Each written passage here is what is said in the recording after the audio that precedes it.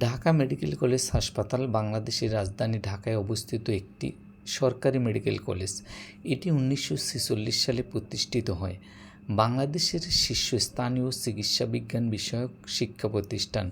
এই প্রতিষ্ঠান হতে স্নাতক পর্যায়ে 5 বছর মেয়াদী MBBS ও স্নাতকোত্তর পর্যায়ে চিকিৎসা বিজ্ঞানে বিভিন্ন বিষয়ে বিভিন্ন ডিগ্রি প্রদান করা হয়।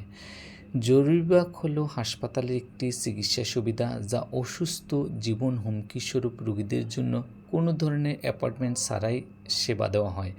24 ঘন্টা এমার্জেন্সি কর্মীরা এমার্জেন্সিতে থাকা গুরুতর রোগীদের মূল্যায়ন, রোগ নির্ণয় এবং চিকিৎসার জন্য তাদের প্রয়োজনীয়তার উপর ভিত্তি করে অগ্রাধিকার দেয়। ঢাকা মেডিকেল কলেজ হাসপাতালের জরুরি বিভাগ বাংলাদেশের একটি অত্যাধুনিক জরুরি বিভাগ।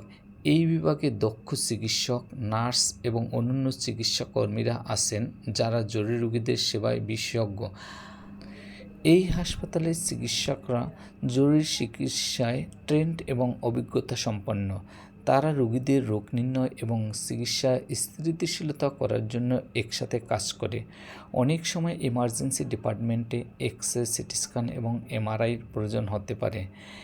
এই হাসপাতালে এমার্জেন্সি বিভাগে সব ধরনের ব্যবস্থা রয়েছে। যদি আপনি বর্ণিতগুলির মধ্যে একটি অনুভব করেন তবে দয়া করে জরুরি কক্ষে আসতে দ্বিধা করবেন না। পেটের উপরের অংশে ব্যথা, যে কোনো স্থানে অনিয়ন্ত্রিত রক্তপাত, কঠিন বা তীব্র ব্যথা, অস্বাভাবিক পেটে ব্যথা, শ্বাসকষ্ট, যে কোনো ধরনের স্ট্রোক,